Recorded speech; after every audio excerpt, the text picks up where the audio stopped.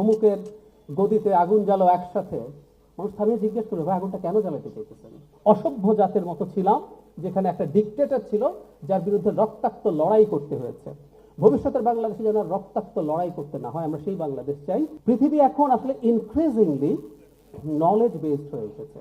একটা উদাহরণ দিই, আমরা ছোটবেলায় যখন শ্যাম্পুর বিজ্ঞাপন দেখতাম, একটা ছেলে একটা মেয়ে চুল নিয়ে নাচানাচি করতো, ঝলমল কালো চুল, ঝলমল কালো চুল এগুলো বলতো, বলে নাচানাচি করে চলে যেত। আমরা আস্তে আস্তে শ্যাম্পুর বিবর্তন দেখলাম। এরপরেও না আপনাকে অ্যানিমেশন দিয়ে স্কাল্প দেখায়, স্কাল্পের মধ্যে কেটে এর মধ্যে ওই যায় তেল, ভেতরে গিয়ে অমুক ভিটামিন আছে, গিয়ে ওখানে গোড়া থেকে অ্যাঙ্কারের মতো এটাকে আটকায় দেয়। মানে আপনাকে বোঝানোর চেষ্টা করছে। কেন? কারণ আপনাকে এখন কনভিন্স করার জন্য ওটা বোঝাতে হয়।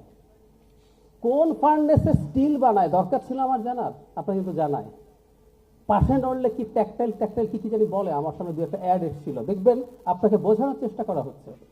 তার মানে আমাদের সামনে, আমি রাজনীতির প্রসঙ্গে বলছি, এমন একটা পরিস্থিতি তৈরি হয়েছে যে এখন একেবারে কোনো রকম কোনো ঢালাও মন্তব্য করে লাভ হবে না, মানুষকে বোঝাতে হবে। অমুকের গদিতে আগুন জ্বালো একসাথে, মানুষ থামিয়ে জিজ্ঞেস করবে ভাই আগুনটা কেন জ্বালাতে চাইতেছেন, একটু বুঝতে চান, আমাকে একটু বোঝাতে হবে। So this is how what it is.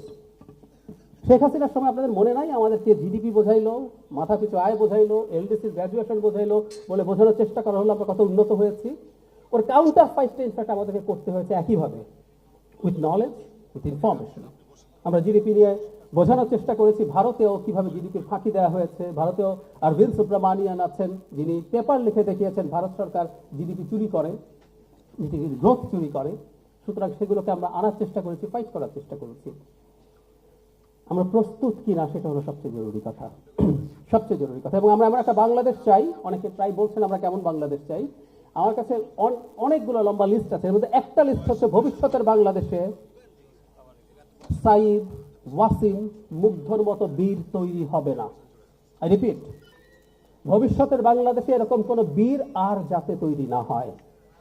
এরকম বীর তৈরি হওয়া মানে আমরা একটা অসভ্য জাতের মতো ছিলাম যেখানে একটা ডিক্টেটর ছিল যার বিরুদ্ধে রক্তাক্ত লড়াই করতে হয়েছে।